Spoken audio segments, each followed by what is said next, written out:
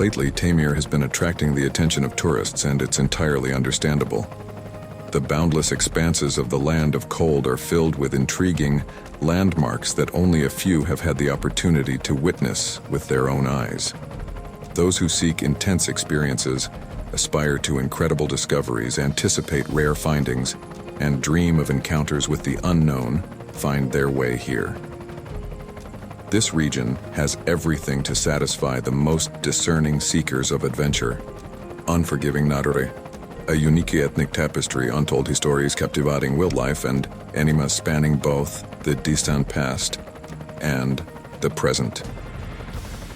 The Norilsk Development Agency continues its exploration of Taimyr's unique places and sends another expedition in search of new attractions.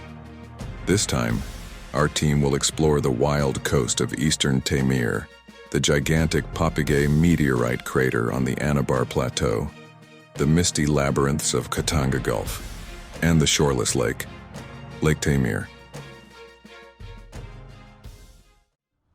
But at the beginning of our journey, we will venture into the most remote settlements to witness how the indigenous people of the cold lands live, the inhabitants of Taimyr, the largest and most inaccessible peninsula in Eurasia.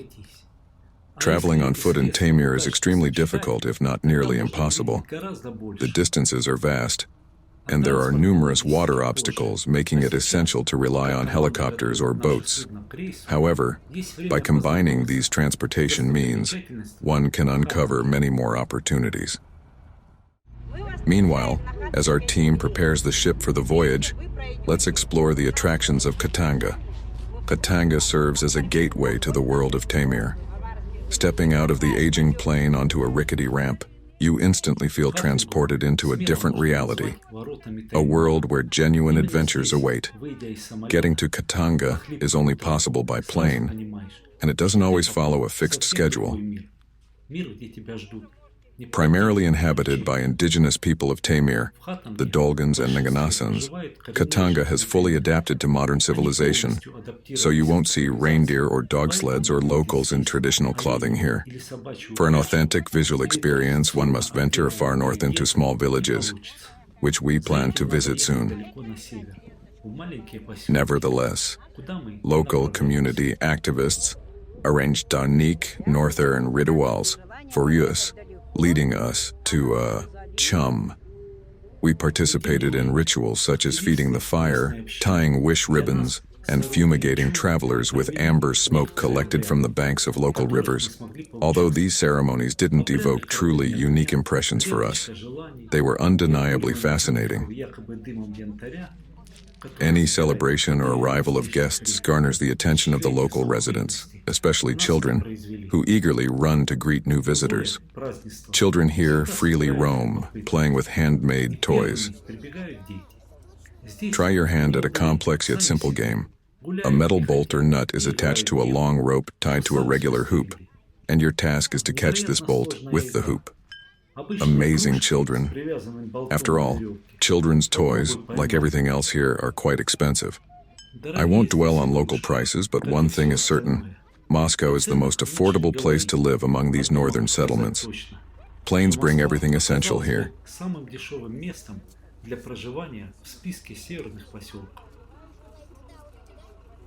After the rituals, we were invited to the House of Creativity, where organizers arranged an exhibition and sale of works by local residents, crafts, souvenirs, and paintings. The ability of artists to convey the mood and everyday life of the indigenous people is truly impressive. For us, it's exotic, but for the locals, it's their past, their daily life, and the way their ancestors survived in the north. Many traditions have already faded into the past and don't resonate with the younger generation. Modern conveniences like motorboats, snowmobiles, and houses with heating batteries are replacing the traditional way of life. Globalization has reached the extreme north, replacing the old with the new and altering the traditional lifestyle of the Dolgans and Nganasans. Life in modern settlements distances people from nature.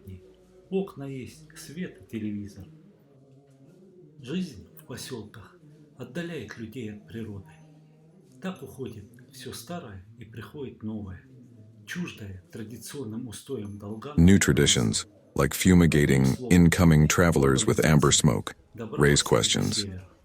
Но тем не менее, Despite this, we спасибо thank этим these людям, wonderful people for что они taking the time находят to preserve the время и customs of their забывают обычаи ancestors. своих предков. After all, Ведь пока as long живут as traditions традиции, live, the продолжает people who жить gave и birth to народ, them continue to родивший live. их. Экскурсия в The частный excursion to музей the private Мамонта, Mammoth по Museum сути, should be the most должна быть intriguing. самой интригующей. The museum Музей is located in находится an в old старой icebox, древности, carved into the вырванном cliff в of the обрыве Khatanga реки River. Кхатанга. They call these places Неоновый свет в iceboxes, проходном туннеле referring to rooms or завораживает, caves carved но into the настоящий eternal бум permafrost for storing meat and сейсмотрансформаторов fish. настораживает Many этнографию. thousands of years ago, Не mammoths так inhabited давно, Taimyr, десятки тысяч лет and today назад, we can see на their Таймырской skeletons, земле жили bones, мамонты. wool, Их скелеты, and even кости, entire шерсть и carcasses даже in the целые Taimyr души tundra. сегодня можно найти However, в the Таймырской museum тундре. lacks a rich collection, as Музей most exhibits were богат plundered. экспонатами. Большинство их A decade ago, the collection was more extensive, initiated by the French researcher Bernard Bouygues. However, the high price of mammoth tusks led to crimes and looting. Valuable exhibits for science and enjoyment disappear for the sake of profit. Yet a complete mammoth embedded in a monolith with protruding tusks remains untouched by looters. There's another fascinating museum to visit in Khatanga, the Museum of Nature and Ethnography housed in the Taimyr Reserves building. Taimyr boasts 3 state reserves, and our planned trip is to one of them, the Taimyrsky Reserve. The museum impresses with its size, but a slight disorder is noticeable. However, it's essential not to nitpick at the well-equipped exhibits, but to pay attention to the content and ancient artifacts. Some of them hold historical value and are unique. The museum provides an opportunity to learn about landmarks, rare animals, unique plants, the local ethnicity, and the northernmost section of the forest on the planet, Erimaz. We embark on a journey by ship. The latter half of August in Taimyr is the perfect time for those who love to enjoy sunsets. Each new evening paints unique patterns in the sky, fantastic color combinations, and a cheerful mood. The sunsets are so vibrant that you can admire them for a long time and endlessly photograph. While our ship rocking on the waves, seemingly unaware of this beauty, carries us forward to meet new adventures, uplifting its cheerful passengers.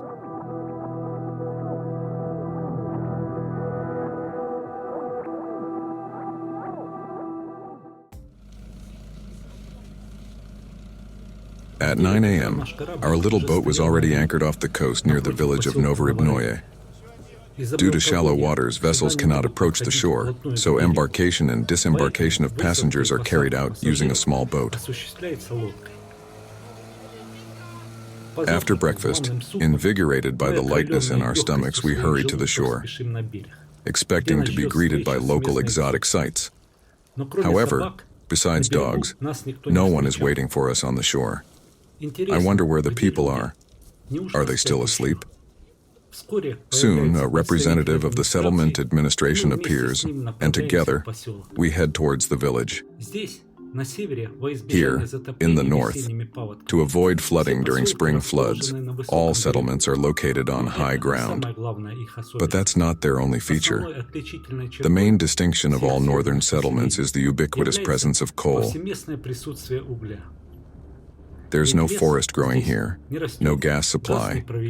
Heating homes is necessary almost year-round. Therefore, coal is everywhere, piled up near every house and scattered on the roads, and coal dust is felt in the eyes and mouth. We were lucky that there hadn't been rain for a while, allowing us to walk around the village without boots. We observed the uniform barrack-like architecture, paying attention to the structure of each house. Tourists have arrived. You weren't here, and you're not needed here. In big cities, residents complain. Bad roads, not enough kindergartens, few parks, poor heating in apartments, no light in the hallways, dirty air. Here, such problems are considered trivial. One can live without them. People are accustomed to living in constant extreme conditions. I can't imagine how one can live and raise children without running water, a bathtub, a washing machine, sewage, medicine, the internet, mobile communication, without diverse stores, and in constant cold. These barrels standing near each house are the local water supply filled by a water truck. In winter, the barrels are brought inside, and ice is melted in them. This is not the main inconvenience. There's no sewage system in the houses. All waste is dumped directly onto the street near the houses. The toilet for women is a bucket in the hallway, and for men, it's anywhere, amidst the vast tundra. After strolling through the village, we headed to the cultural center, where a table with local delicacies awaited us. The most exotic item turned out to be yukola, dried fish air-dried without salt. We bought yukola for the road. A local artist presented us with his works reflecting nostalgia for the past life. I feel sorry for these people and at the same time ashamed that they are forced to live like this in a large and wealthy country. There were times when real life was thriving here. Locals often reminisced about the past, exclaiming, "In Soviet times we lived well.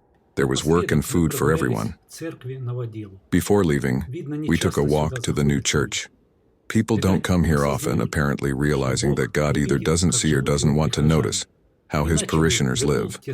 Otherwise, he would return those old times when the endless tundra, with its sharp-pointed tents, is stood here on the riverbank instead of black coal and square houses, and a thin smoke of happiness wafted above. Goodbye, Novoribnoye. My soul is sad. Maybe in the next settlement, Sindasko, where we haven't yet felt the spirit of state indifference, we'll meet happy people of the Taimyr tundra.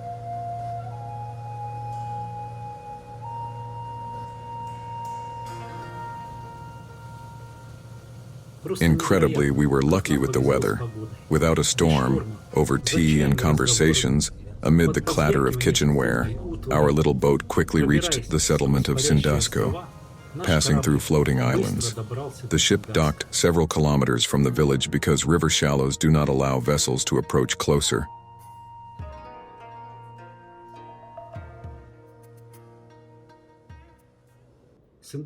Sindasko is the last settlement on the river with water communication. Beyond it to the north, only the cold sea. Despite docking far from the settlement, we were greeted not only by dogs but also curious boys. Climbing onto an old barge, they cheerfully welcomed and photographed us as if we were exotic elephants in a zoo, capturing us on their mobile phones. As a group, we walked along the sandy spit with lowered heads, heading towards the village. Here, on the shore, amber, washed by the river, should be scattered. Our searches turned into a competition to find the largest piece of amber, but the competition was interrupted when the local administration provided us with transportation. Few of you have probably been offered a transfer on a Caterpillar tractor during your travels. We were lucky.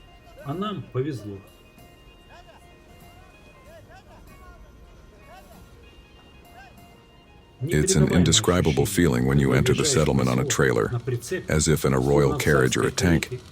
You look down on everything, feeling your significance and invulnerability. We were not mistaken in our expectations. In the village of Sindasko, a real celebration awaited us.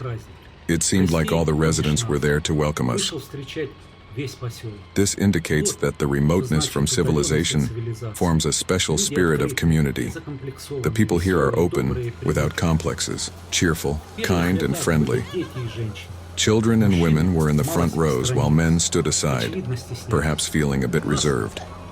We were greeted with bread, salt, and red fish.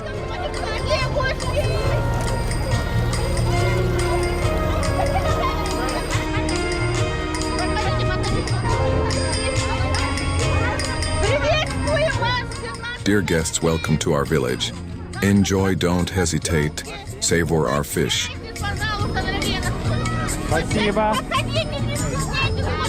Fresh fish became a real delicacy for us. Then the real celebration began with dances, songs, and competitions.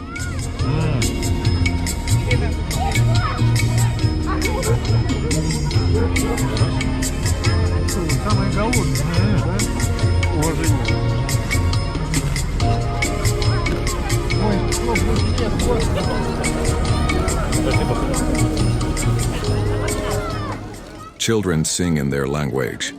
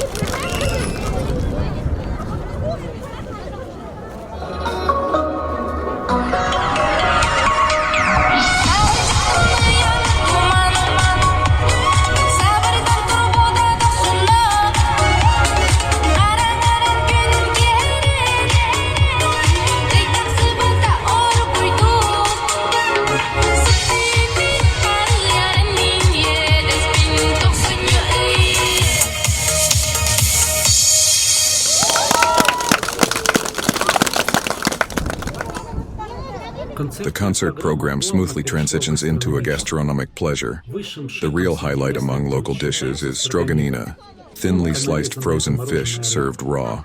Almost any fish is suitable for stroganina: whitefish, muksun, grayling, nelma. Local fishermen often compete to see who can slice the fish thinner and faster. Soon it turned out that stroganina was just a warm-up for us. A real feast awaited us in a large tent. Guests, let's go to the tent.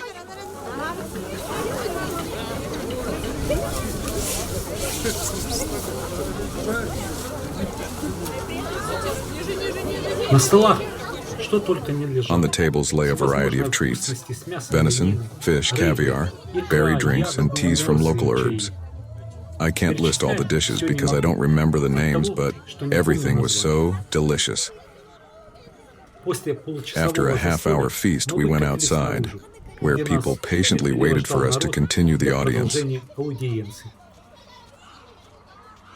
Where is Mom? Mom is somewhere listening to the tourists, and I'm looking around. Dogs walk around, people sit together. There's no disdain for each other. Everyone is one big, friendly family. How beautiful and kind they are.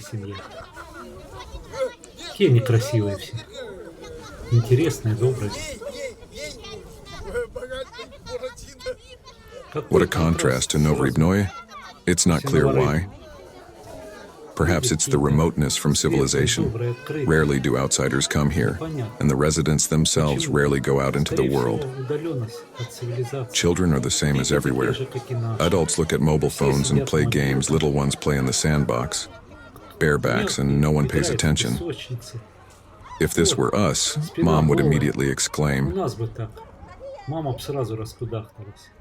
But here, I don't know the depth of this puddle. Now, while my mother doesn't see, I'll try to run away quickly. No, didn't make it. Never mind, next time I'll check. The celebration continues. Someone throws arcana. Children have fun and play loudly, attracting attention.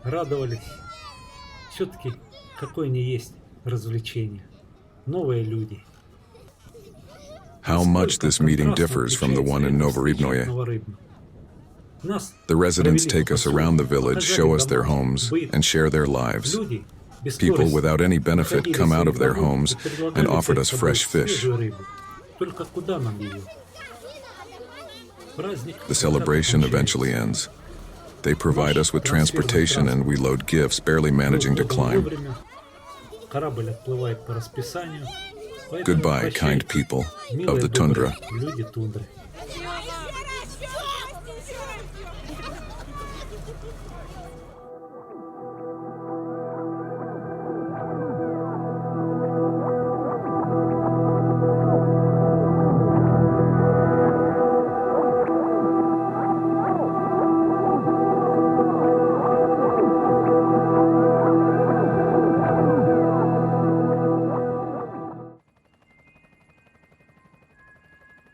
Many have heard of the Tunguska meteorite, which fell in the Siberian taiga over 100 years ago.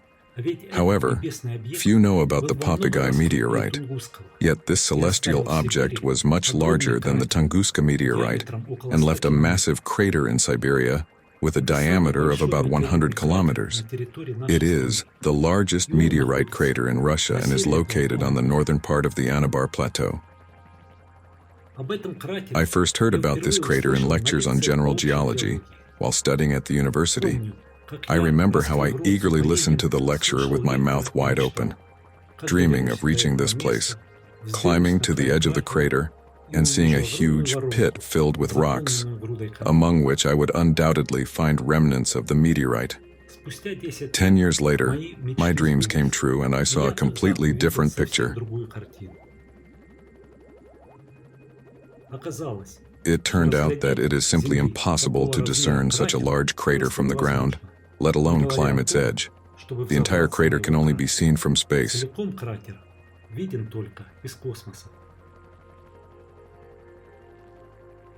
Giant craters left by celestial bodies are called astroblems, the star scars of the Earth. About 200 astroblems are known on Earth, with 20 of them located in Russia.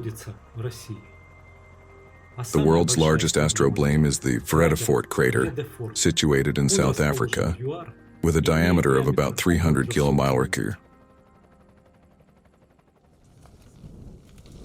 The Popigai crater was discovered relatively recently, in 1946. At that time, it was believed to be an erosion depression, and only in the 1970s, geologist Victor Masaitis and his colleagues proved that the Popigai depression is, in fact, a meteorite crater.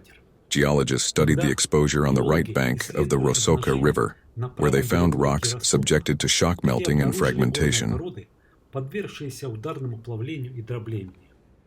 In this area, the river exposes rocks that, as a result of the asteroid impact, were ejected from different depths and mixed into one giant conglomerate consisting of dust, glass, rock fragments, and boulders of various sizes, compositions, and colors.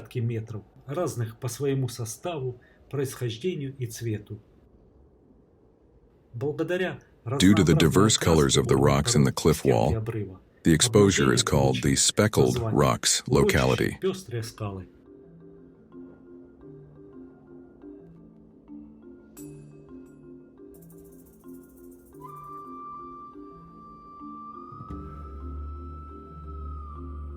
The Popigai crater is the fourth largest crater in the world.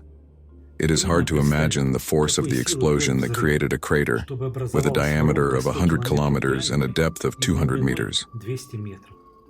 According to scientists' calculations, an asteroid with a diameter of 8 kilometers could have left a crater of such size.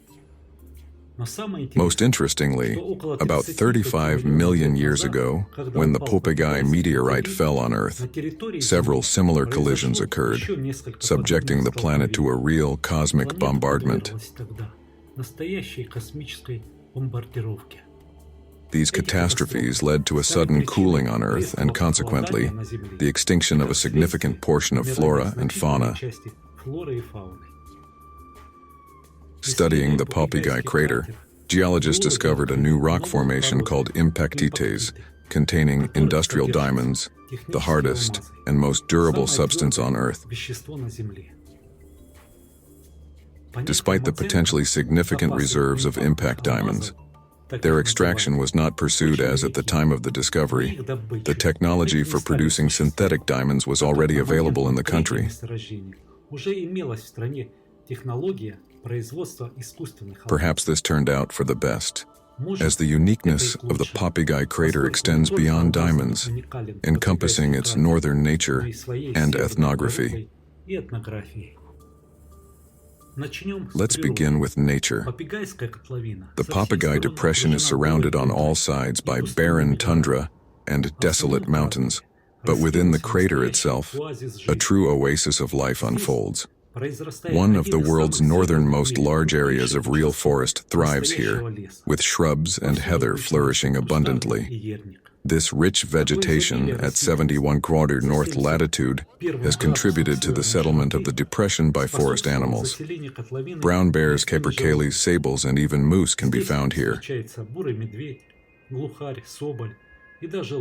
The landscape of the crater is so beautiful that turning the camera in any direction captures a picturesque masterpiece.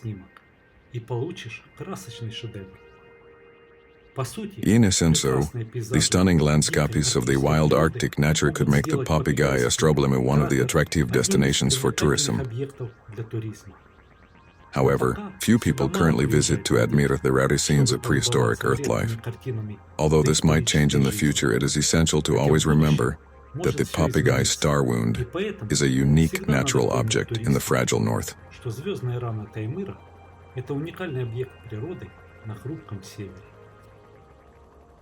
The crater not only attracted wildlife but has been home to the indigenous people of these lands, the Dolgans and Nganasans, who named their settlement Popigai after the river.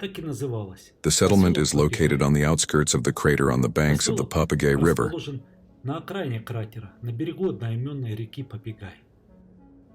Today it is referred to as Old Popigai, but it is not permanently inhabited. Why did people leave? The surroundings are beautiful, the river is abundant with fish, and there's a forest all around. It is said to be due to supply difficulties.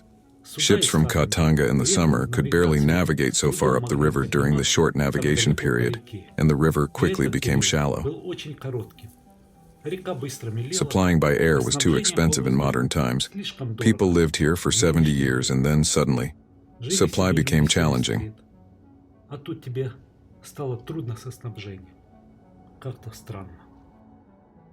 In the late 80s, residents left the settlement and moved downstream along the Popigai River to the treeless tundra. However, people still occasionally visit. Some come to visit the graves of their ancestors, others to hunt or enjoy solitude. In the tundra, the indigenous people will always find something to do. The residents may have left, but the abandoned homes gradually decay and crumble. Many have roofs that have caved in, floors have rotted away, and mold has taken over inside. The north is unforgiving to structures, and if not inhabited, they quickly fall into disrepair.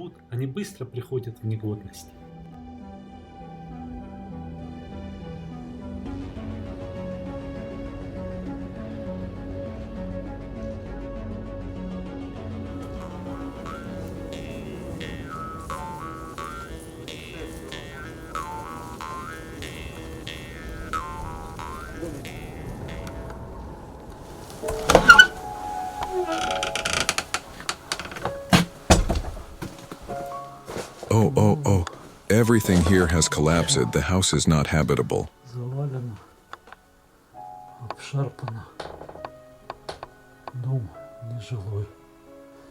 The stove inside is made of stone.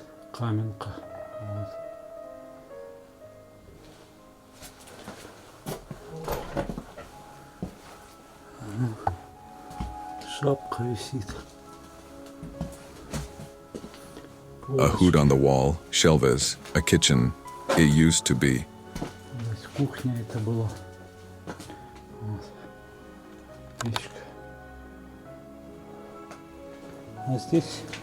And here is the living area. A bed is standing.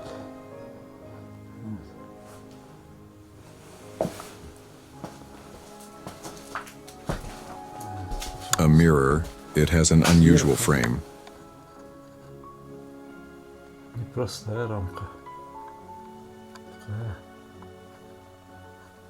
The women's room with flowers.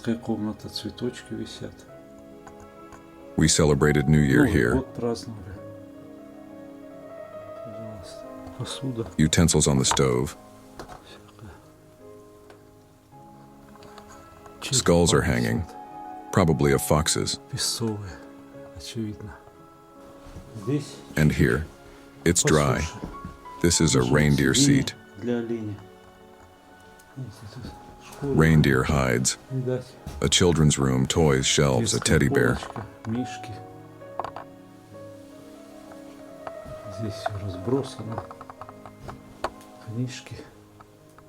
Кровать. Everything is scattered here. Ну, тут печка There's a стоит. modern stove, Буржуй. quick to heat and warm the Ну, это room. сейчас. Быстро приехал, натопил, и все нормально. Лежит A book, Four Winds, 4 ветра. a broken knife.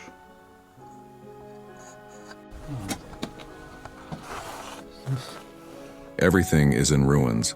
The ceiling has collapsed. Все разрушено. Потолок упал.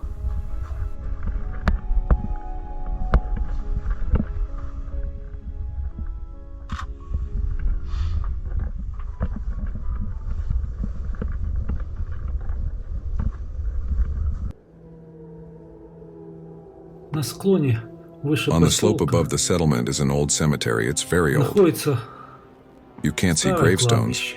only old Ну, items очень left on the старое. graves. Здесь These are даже sled runners from a yurt, не a видно movable winter никаких dwelling. надгробий, только разбросанная утварь, которую обычно оставляют на могилах.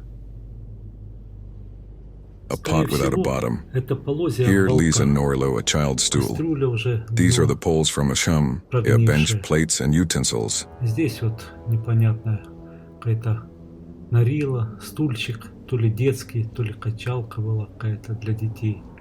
Это вот тоже какие-то жерди, чумовые, что ли. Так вот, скамеечка, тарелки, посуда валяется здесь.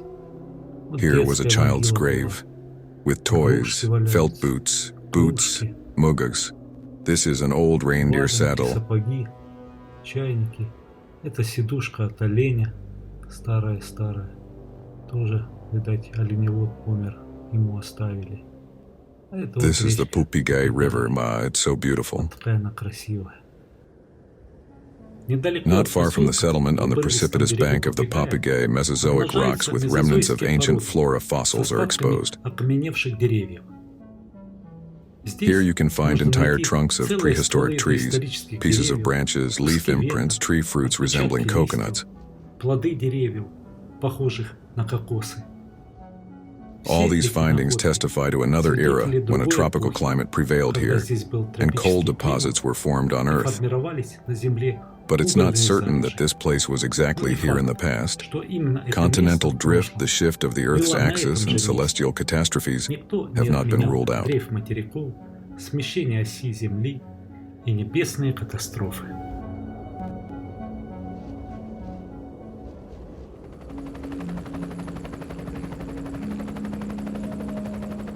There is one more Осталось place еще on одно место Popigai на where we Попигае, landed. куда мы залетели.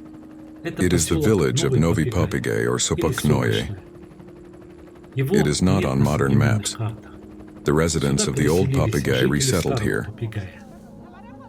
Здесь In the нас new ждала village, самая we теплая were met встреча, with the warmest напомнившая welcome, нам Синдаско. reminiscent of our reception in Sindasco. Несмотря на голую тундру, Despite the treeless суровые tundra, пейзажи harsh и northern удаленность от landscapes, and remoteness цивилизации, from civilization, жители поселка the village оказались residents turned out to be открытыми, добрыми, open, kind, интересными и interesting, and hospitable гостеприимными people людьми with a с большой capital буквы. P.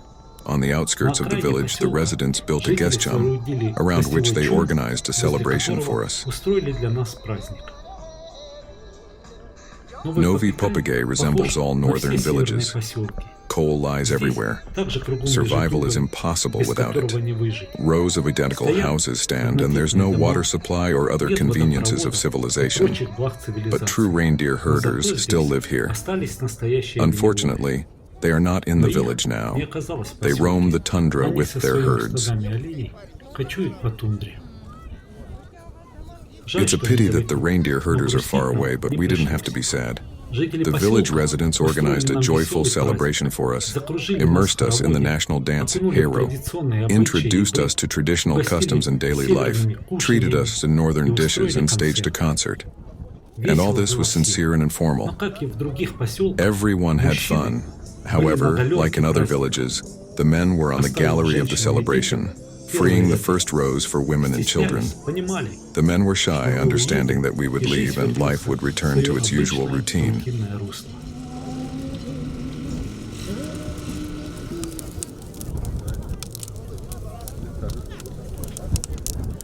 Гости дорогие, Dear guests, вас приветствует the village поселок of Popigai Popigai. welcomes И you. мы хотим вас We want to встретить greet you with our традиционно traditional с treat, нашей строганиной. Straganina. Попробуйте. Try everything, it won't harm you.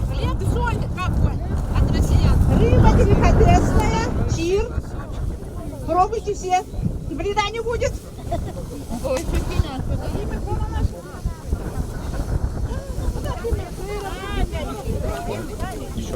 Да, Taimyr сюда доходит. Раз в 10 дней. There is still much to tell about these kind people and their reclusive life in this vast country. But to understand them, one must live here, be amidst the daily challenges and cares, and then your soul will surely be filled with the joy of the northern land, whose name is Popigai. I have had the opportunity to be here even in winter, when it's cold and dark outside.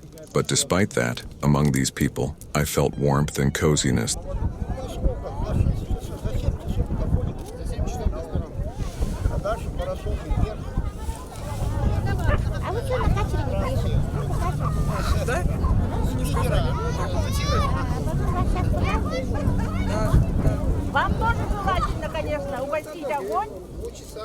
The celebration always begins with a greeting and feeding the spirit of the tundra.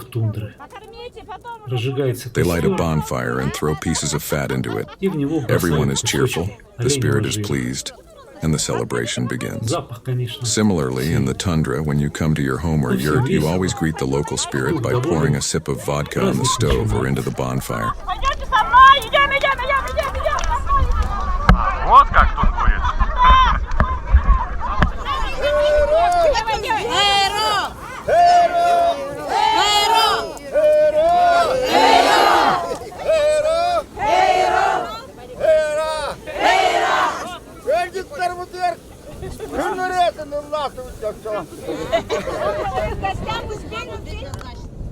The entire village came out to greet us. The residents showed us their traditional clothing tools. They told us about their lives, their problem. All residents wear warm boots made of reindeer hides. Традиционные одежды, инструменты, утварь. Рассказали, как живут, какие проблемы. Все ходят в унтаечках, теплые, с оленины пошитые.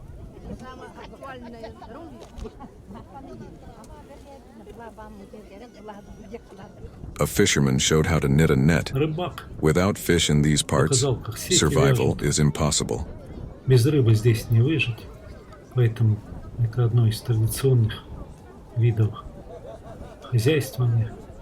И шкура оленей, естественно, шьют одежду, которая удобная. And these are the local beauties inspired by television and adorned themselves. Soon, on September 1st, they will be taken to a boarding school located in Khatanga.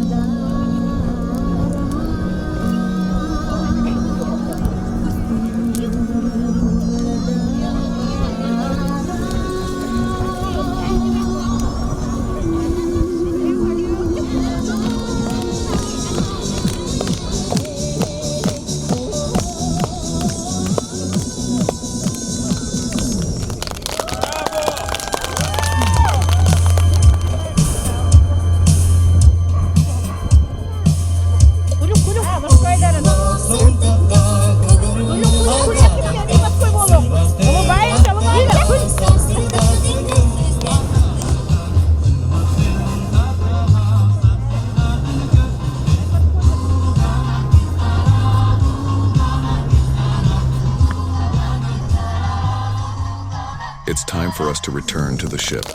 New adventures await us in the expanses of Taimyr. Красивые наши места, так тут же родная земля, богата, сильна и мощна, как красива земля Popigai. С детства его я люблю, малой родины я человек, как маму его я люблю.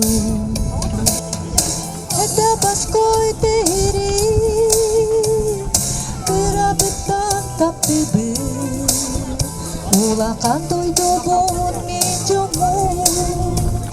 Меня полюби, полюби. Как красива земля, Popigai. С детства его я люблю. Малой родины я человек. Как маму его я люблю.